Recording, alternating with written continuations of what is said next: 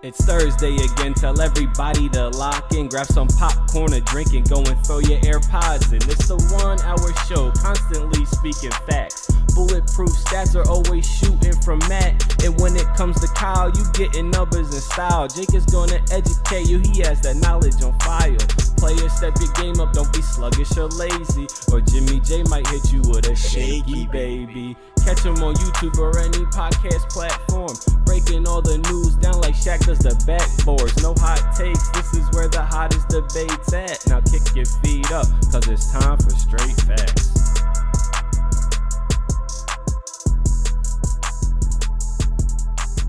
What's going on, y'all? Welcome back to Straight Facts, a sports show that not only educates, but it entertains as well. I'm your boy, James Jackson, Jimmy J. It's my guy, Kyle Sirik. My guy, Stat Matt Robinson. No Jake Galley. Probably the last week we won't have a full roster. He assured us that. Yeah. He assured us that was the last. Podcast IR only lasts about I mean? 3 weeks. Christian McCaffrey just got cleared to go back to That's to how practice. the NFL IR works too, right? Yeah, 3 week window. Yeah. So we're taking him off IR. He's scheduled to return next week. Against we'll see if we have a guest. Probable. But I mean, I'm glad you feeling It's good probable. too, man. Glad you feeling good too. We had a little bit scared. We had a slight vid scare. Slight. I was sick last week. I'm glad we don't actually have the vid. Yeah, I was sick. I was sick for a little too long, so I was like, let's get tested. Mm-hmm. Came back negative, so we're good. And today's the first day I feel good. So yeah, you don't have to worry about Kyle getting anybody contaminated over here. no, sir. But we might as well get into it. We're not Aaron Rodgers. Woo! Hold up. Matt coming in hot. Matt coming in hot. We got a good episode for y'all today. So let's get rolling. That brings us to the facts straight at you. Through 7 games, the Miami Heat have the best net rating of all time, 16.7. The second best is the 95-96 Bulls, you might remember, who was on that team. They had a net rating of 13.4, followed by the 96-97 Bulls, pretty much the same team. Yeah. They had a net rating of 12. This is needless to say that the Miami Heat are off to a torrid start. And we'll start with them, but they're going to kick off our segment of teams who are off to a hot start in the NBA. But we got to start with the Heat because, I just kind of detailed why. But a lot of things point to it. They have the same Miami Heat culture of defense first and hard, fought basketball. They go out and get the perfect guys for it, PJ Tucker and Kyle Lowry. And Morris. And Markieff Morris, like, to just throwing people around. So, perfect. Second in points allowed, second in points scored. That's both per game. They're just locking people up, man. They're just doing the Heat thing. They're locking up. You made a great point before we went on. We were waiting for Matt to show up. 20th in steals, 30th in blocks, 19th in turnovers forced. Mm-hmm. So they're not turning you over. They're not this normal, like obviously we're 6-7 games through the season. Right. So you expect these high defensive ratings, or low is better for defensive ratings to be, because you're getting a lot of turnovers, maybe stuff that's not sustainable. The Heat are just D'ing up. Yeah, they're making you miss shots. That's good basketball. They're getting the hands in the face of shooters. They're locking down inside. You talked about the acquisitions. I thought they were huge. Like so beautiful. And it's just steps. Bam Adebayo's having the year this year that he should have had last year. He was good last year, but not that step up from the championship team. Tyler Hero is the front man for 6th man of the year. He's balling. Talk about it. They're off to a hot start. We're going to talk a lot of NBA today. Small sample size. But this is one team you can really look at that just made a major leap, and they're just playing insane to start the season. I think they threw everyone off the scent. I think last year they started really poor because they had the short offseason after the finals. Yep. They started 11-17. Jimmy Butler was banged up to start the season. They started 11-17. They finished the year 29-15, but then they got swept by the Bucks. Bucks were on a revenge tour after they got embarrassed in the playoffs. So Jimmy Butler had a great year last year when he was healthy. I had him on my first team All-NBA team. I think he finished second team. Mm-hmm. They were in the finals 2 years ago, and they had Kyle Lowry, and they're back. Tyler Hero's back. Mm-hmm. He had his slump last year. The Heat are legitimately a contender in the East because the East is wide open. Yeah. And I absolutely agree. And they added championship DNA. Not only Kyle Lowry a champion, but now PJ Tucker is also a champion. Yeah. They have they have the top 3-man lineups in terms of net rating, 5 out of 7. Tyler Hero is in all of them. And let's circle back to this Tyler Hero thing, because the man made a bold statement in the offseason, right? The man said, I think my name should be in the same conversations as John Morant, Luka Doncic, Yeah. Trae Young. And when we asked him if we were speaking facts or if he was speaking facts at that time, everyone thought he was crazy. Mm-hmm. And now the man is balling. And if you look at all of their points per game, all of their season stats in a vacuum next to each other. I mean, you have John Morant at what, like 22 a game, Luka Doncic at 25 a game, Trae Young at 22 a game. And then you got Tyler Hero 21 a game. Yeah. Right there with them, shooting the same field goal percentage, the same 3-point percentage. And Off the bench. I get that we're talking about a small sample size, 7 games in. But is that a microcosm? Like should we have taken Tyler Hero seriously? Because at points I think we needed to have taken him seriously. It wasn't just a young buck like talking big with his chest out. Yeah. Like he was serious. Real quick, I'm gonna get the stacks straight. You know, we keep the facts here. You said John Morant had like 22. He's at like 29 a game. Yeah, right. But yeah. But so the Tyler Hero, I mean, we should take him seriously now. He's still going to be – he's not going to be the man on this team. He doesn't have to be. I don't know if he could be, but just the way this team makeup is, while other guys like Ja's the man on Memphis. Trae Young's the man on Atlanta. Luka is the man on Dallas. So in that conversation, we're talking top 3. Maybe not, but what I saw I watched the end of that game they played last week, and Bam. It was Bam's big game. I forget which one it was, but Bam had a huge game last week, and he did the post-game interview, and they were talking about these guys. It's like, no one worked harder than Tyler Hero this offseason. This man was in the gym, really took a step up because he was, just like Bam, was supposed to have a great year last year. We saw him in the bubble. He was the darling of the bubble. Right. And it didn't happen. So, I mean, I'm going to take him more seriously than I was. I'm not throwing him in that Ja conversation yet. But front runner for 6th man of the year and the way he's hooping. I mean, last year we saw Jordan Clarkson get the 6th man of the year, just straight points, 3 assists a game, whatever it was. Tyler Hero is doing everything and putting in valuable minutes on the team that's playing the best basketball in the league right now. When you have a team that consists of Jimmy Butler, Kyle Lowry, PJ Tucker, Bam Adebayo, and a bunch of veterans, to make it in that closing lineup means a lot. That says a lot about you as a player, especially a third-year player.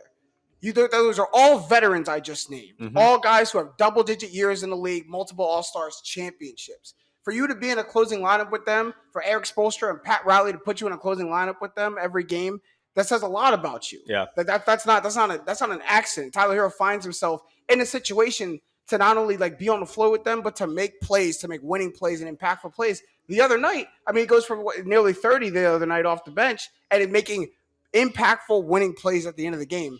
I think it's great. But real quick, before we move on from the Heat, real quick question. Who is the marquee player? I think Jimmy Butler maybe is the best player.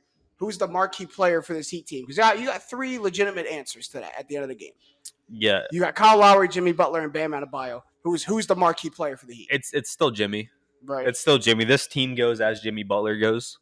That's kind of been true since they were in the championship that year. Lowry, I think you know what you're getting. He's at that point in his career where he's not vet status yet. You know how vets fall off and they find their role on a team. Yeah.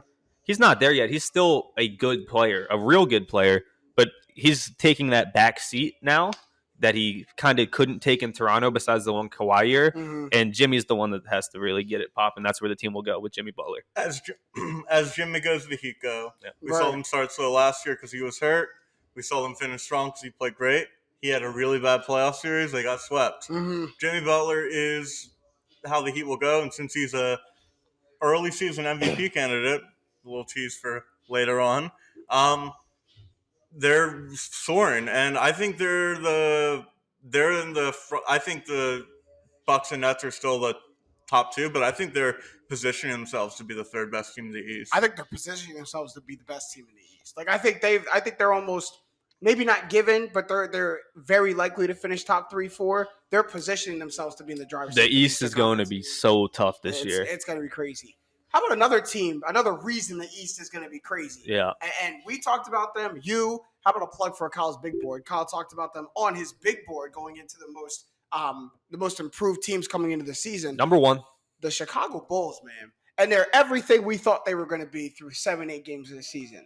A tough, very exciting, but very good basketball team. And it's not just Zach LaVine. It's everybody. But I love the ascension of Lonzo Ball right now, averaging career highs in everything. Blocks per game, steals per game, 3-point percentage, which is huge. Free throw percentage, which is huge. Big for him. They're playing physical through DeMar DeRozan and Zach LaVine, 6th and 7th in the league in free throws per game, so not afraid to get to the line and do what they do. 2 players who are also very good in the mid-range. Don't let anyone ever tell you the mid-range game is dead. Never. Don't ever let anyone tell you that. The Chicago Bulls are everything right now, and like I think everyone thought they were going to be the most exciting team in the league coming in, and they're living up to that billing right now. Yeah, you never know where you're getting when you get a new team. Mm-hmm. But what you can say is you can look at their team structure, and it set them up for success. 2 scoring small forwards or wings in LaVine and DeRozan. Mm-hmm. A do-it-all point guard. Lonzo can score, rebound, defend, and assist. A do-it-all center. Nick Vucevic, same type of thing. Which is so underrated. A do-it-all center. That they have Nick Vucevic in their back pocket like that. But what they're doing is they're playing to that mold, right? Lonzo could go out and shoot 20 shots a game. He's done it on other teams. Nick Vucevic could be a really ball-dominant center.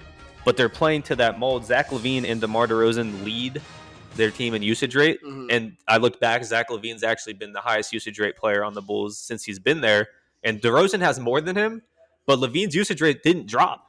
He's still getting all the impact he has. He's having the ball as much as he can. DeRozan's having it more, which is telling me that, like, Lonzo doesn't need it. Yeah. Nick Vucevic doesn't need it because DeMar and LaVine are also leading the team in assist percentage. They're just playing the perfect mold. They're playing to that perfect mold of basketball that the team was set up to do. And everyone is passing the ball. You look at their assists. It's team assists. Lonzo's at 4.4, DeMar's at 4, LaVine's at 4.9, Vucevic is at 4.3, Caruso's at 3.9. Everyone's getting everyone involved, and they're playing smart. Yeah. Because they have the fewest 3-point attempts in the league, but they're shooting the 3rd highest percentage, which means they're not just chucking like a lot of teams when they're trying to be good and trying to get lucky. Yeah. They're smart about their shots, and they shoot when they're open, and they hit them. Which is like, it could have gone either way. Especially when you have a guy like, Alex Caruso coming off, a championship with the Lakers a couple of years ago. You have a guy like Lonzo Ball coming onto a new team trying to prove himself. Nick Vucevic coming onto a new team. We never saw they're going to need time to gel. We never saw that. Even when they got Nick Vucevic last year at the end of the season, that's when they improved. It was kind of just like Chicago just didn't have enough time. If they got Nick Vucevic earlier, they're making the playoffs for 100%. They just didn't have enough time to gel. They started to figure out the Larry marketing situation and everything too. Mm. So once they got all their pieces, it clicked immediately. And the reason why I focused on Lonzo Ball is because he's now in the best of spots. I don't know if it's the perfect spot, but it's definitely the best spot he's been in his career. He's not looked to be an offensive provider from the scoring aspect on the Bulls at all. Yep. He was definitely looked to on the Lakers, and when Zion wasn't there, he was looked to on the Pelicans. Yeah. He was kind of like the second scoring option next to Brandon Ingram. Now, there's about 3-4 guys you name it on the Bulls to score before you get to Lonzo Ball. That's like a freedom for him. So now it's not as much pressure to do it. And now it allows him to be the facilitating point guard and run the offense at his pace. He doesn't have to worry about scoring the ball. Yeah. And the Bulls as a whole might go as Zach LaVine goes, but the offense is paced through Lonzo Ball, and I think that's why we're seeing it run so fluid and so well. It's running really fluid because DeMar DeRozan is hitting a lot of shots right now. Go ahead, buckets, and that's one of my caution signs with this team is that DeMar DeRozan is giving you 30 damn near every other game. I don't see that as a bad thing. I see that as a great thing. Right. But when you look further, Patrick Williams just got knocked out for the season, 4 to 6 months, torn ligaments in his wrist. And their depth, number one guy off the bench is Alex Caruso. And then the next two are Ayu Dosunmu, rookie from Illinois, and Derrick Jones Jr. And that is their bench depth. It's really – so, I mean, you get back to the, DeMar DeRozan, who we know, who is still like 23 a night, 24 a night, maybe in this office, 25 a night. But the performances he's putting up right now, I don't think are sustainable. If they are, the Bulls are going to be great. But I think if they're not, they're going to drop. I think it shows how much good point guard that can give DeRozan the ball in good situations helps his game flourish. Mm-hmm. His best years were with Toronto with Kyle Lowry giving him the ball. Mm-hmm. San Antonio was kind of alone. DeJounte Murray was a facilitated scoring point guard. Well, DeJounte Murray was hurt. That was the downside. Even when he was in, he's not set you up in the right spot point guard. He's not Lowry. He's Lonzo though. He's not a smart passer like Lonzo. Right. I don't even think he's a pass. He's not a pass first point guard. So they're really getting the best out of DeRozan, and if you're a Bulls fan, you're having the most fun you've had since before Derrick Rose tore his ACL. Yeah, absolutely. Yeah. There's a buzz back in Chicago, a buzz back in the Windy City, something they haven't had for a long time. And what's the ceiling to this Bulls team as they're constructed right now? The ceiling is not a finals. I don't think it is either. And when we went through playoffs, I took him out for the Hornets. Yeah. Looking back on that, I should have taken out the Knicks. Just because I didn't really. Yeah, I would have taken out the Knicks instead. I had to take out the team. I just took out the Bulls. And you weren't going to take out the Hornets. Oh no, I had to take out a team to put them in. So I took out the Bulls. I should have put out the Knicks. I think their ceiling is an Eastern Conference Final appearance. Probably a bounce there. I think there's just a plateau of teams. I think there's a top tier that's clearly the Bucks and Nets. Yeah. And then there's a 3 through 6 range that includes the Heat, Sixers, Hawks, and Bulls. And I think they're in that range. No, you forgot about the Celtics. I would put them over the Hawks. Long term, I'm not. I'd put them over the Hawks and the Bulls. The Celtics went 500 last year. Without Jaylen Brown. Yeah, last year. Without Jaylen Brown. And they have an unproven coach, and they just had a monumental collapse and are 2-5. They're a 7-8. They'll get back. I trust that team. Yeah, they'll get back. But if and that leads into my next point beautifully. Circling back to Chicago Bulls, the best thing that could happen for them was a torrid start. Not just a good start. Definitely not a bad start. A torrid start. Yeah. Like, think of the analogy or the illustration of the bull getting out the gate like quickly and then knocking everything out its way. Yeah. They needed to do that. They needed to come out with a swagger, with a rhythm to start the season that they could kind of ride, because their dog days are coming.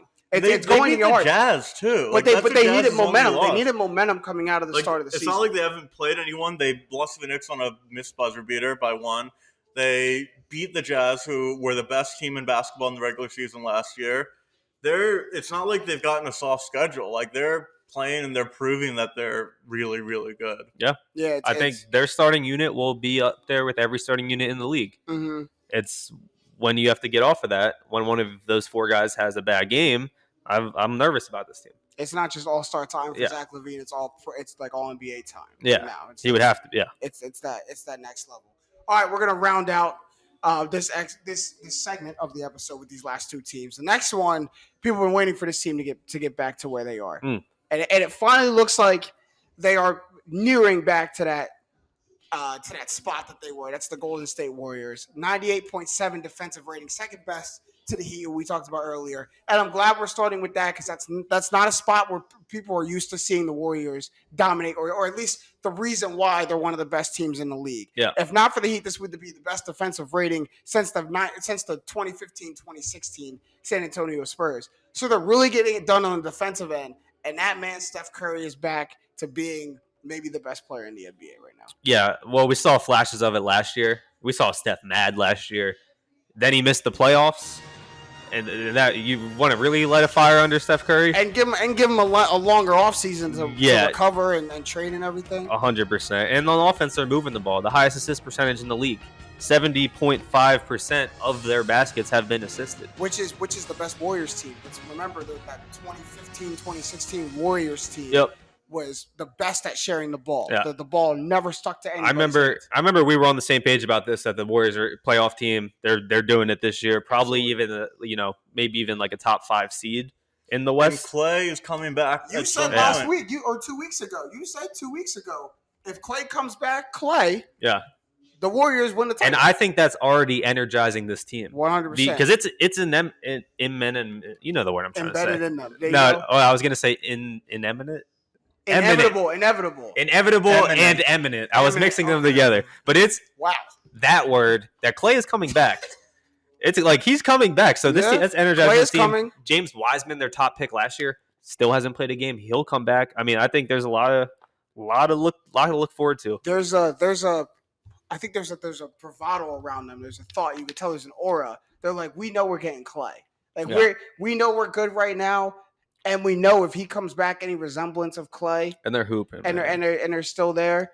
Like they might be older, but all they did was regather their core of the best team they've ever had. Bringing Iguodala back has been looking better than I thought it would as well. And watch when they bringing Iguodala back did so much for their team, and that man doesn't show up in the box score at all. And they put Wiggins in the Harrison Barnes role. Literally the same team. And he's playing better. And Jordan Poole's playing a lot better. There's a lot. When I watch Iguodala play, the innate movements that the Warriors have that take you a year or 2 or maybe 3 to learn from their really fast-moving and complex offensive system, you don't have to teach the Iguodala.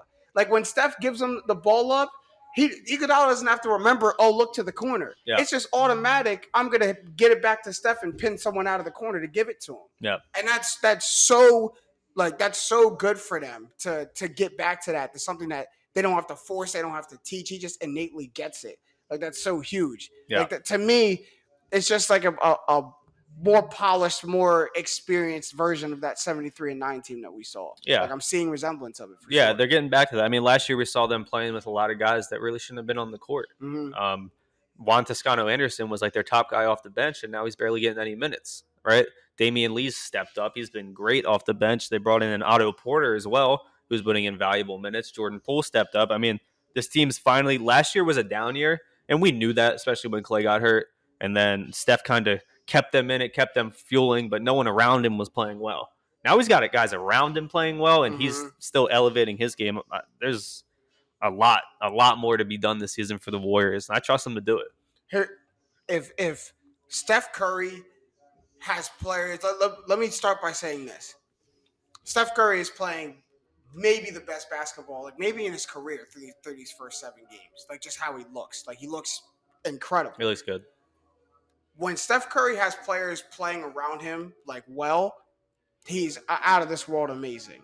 Yeah. When he doesn't have players playing around him well, his game to me isn't able to shoulder an entire unit, an entire team, and carry it to a playoffs, to a finals. Yeah. But let players produce around him, and a Steph Curry-led team will get you to a finals, absolutely. Yeah. And I don't think you can I think the Warriors have that right now. I think last year you could game plan against them to just shut down Steph.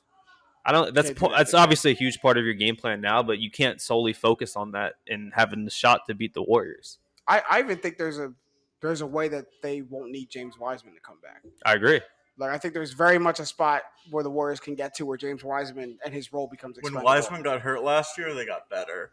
Well, their center has never been a scoring center. James Wiseman is a ball in the middle. I need the ball scoring center. They might want to trade him at the deadline to get pieces that will help them. I'm sorry, they won a championship with Kevon Looney as their center before. Do it again. Like they need their center to rebound and defend. I don't think you should trade James Wiseman. I think that to get shooting and more bench depth, I think you absolutely can trade James Wiseman. Wow. Maybe you don't have to. I think you absolutely. There's a scenario where that's the future of the Warriors is James Wiseman. No. He's really good. No. He's really good. He's really young. He's really good. He's not. The future of the Warriors always has a better chance of being a guard. But I'll take the gamble of you still have a lot more years than Steph. Of Steph being great, you have at least 2 or 3 more, probably more.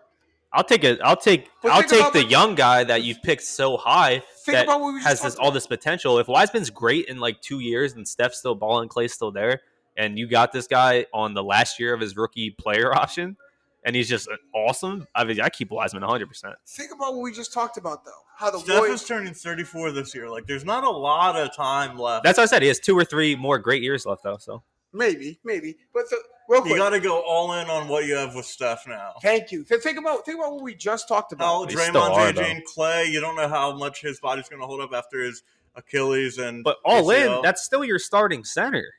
What are you going to trade him for? It doesn't need to be. Listen, think about what we just talked about. The Warriors are trying to get the resemblance of their best team ever, the 73-9 team.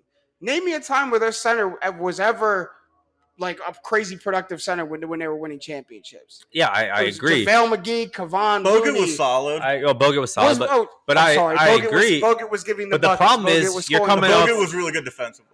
Exactly. They need you to defend and rebound. They don't need James Wiseman. He's great to have. But if I can get more of my DNA, 3-point shooting, defensive bench depth, from the guard play, I'm getting that for James Wiseman. But the last time we saw them at that level was a loss to the Raptors in the championship. I mean, these aren't the same guys. Yeah, KD got but hurt. Clay's coming off of an ACL and an Achilles. There is no more KD. Matt mentioned Steph's 34. I mean, maybe you do need a center to have a good role. No, you need Iguodala. Center for peace. Iguodala is so far. For James Wiseman. Yeah, you do that 100%. I'll do that. I don't know. I love Buddy Hield. I don't do that. I'll do that. Talk about the caution signs for the Warriors. They're not getting Buddy Hield, though. You're not getting Buddy Hield. The caution signs is, one, they've played the easiest schedule in the league. Okay. And based off strength of schedule, that's based on the stats. That's not an opinion. And 2, Steph Curry, Draymond Green, Andre Iguodala, Andrew Wiggins, Otto Porter, Kevon Looney, and probably everyone else, but I stopped looking at that point, have the greatest defensive seasons of their careers so far in terms of defensive rating. So it's tough for any of them, especially like the one you think could maybe hold it is like Draymond, but of how good of a defender he's been. Mm-hmm. It's tough for me to believe that any of those guys are going to have the greatest defensive year of their season, of their career, but they are all of them right now. So I think there's a couple caution flags that, what's this team right now? 5-2, 5-1, 5-1. Yeah, I mean, maybe you run that back 10 times, and they're more of like a 4-2, 3-3 team right now. But they're still really good. It won't sustain itself, but for them to have to be building that muscle of playing defense is great. 100%. It's great for them. Yeah, this is more of just it's a sample size stat. Clearly better than they were last year. Oh yeah, 100%. And the Lakers roster doesn't look like it's built that well. Mm-hmm. The West is there for the taking. 100%. Yeah, the NBA also, just because you already said about the East, the NBA is so deep this year. There's the Magic are bad, the OKC's bad, but there's not too many teams past that are bad. There's like 6-7 teams, or if they won the championship, wouldn't surprise me. Yeah, and there's a ton of teams that if they make the playoffs wouldn't surprise me. Like we're long past the days of penciling in Cavs Warriors for the final. Yeah, man, we're better for it. It's gonna be a great year. Although I do kind of miss the days where I just automatically hated the Warriors. I don't automatically hate them anymore. Yeah, those were simpler times, man. Simpler times. Quick one. We're gonna do this last team quick because they spent the entire year last year being the number 1 team in the NBA. It looks like they might do that again, and that's the Utah Jazz. Top 5 in offensive and defensive rating. Stop me if you've ever heard this before. Yeah. Top 5 in offensive and defensive rating. Only team in the league that has the same as the Heat this year. They're also the only team in the league that did it all of last year. Yeah. So the Utah Jazz are just being the Utah Jazz. Yeah. How about that? And no one's doing better. Donovan Mitchell statistically is slightly worse than last year.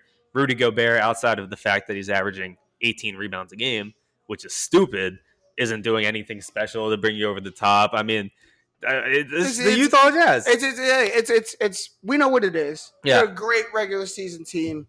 And I do. When your only offensive acquisition is Eric Pascal, no disrespect, shout out Nova Nation, go Cats. When your only offensive acquisition is Eric Pascal in the offseason, and you fizzled out in the playoffs last year. No, they had one more. There's one more good addition. I can't pull it, but I saw it today. I'll say your biggest. Your biggest and most noteworthy.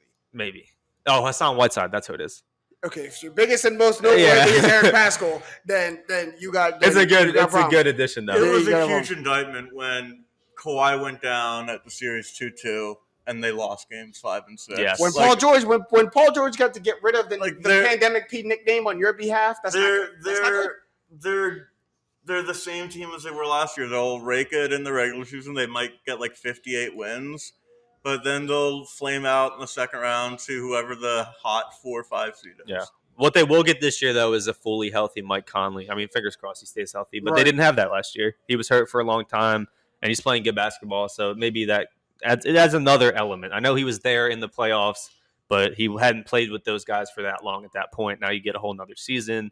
Could see it, but I agree with what Matt said. I mean, the Jazz are really good, but there's a lot of teams that can beat them, and one of those teams is probably going to beat them. The Jazz can be as good as they want, man, as long as people don't get fooled into thinking Rudy Gobert is Defensive Player of the Year again. Yeah. As long as we don't have to go down that road. They can't give it to him again. We will transition. They might. We will transition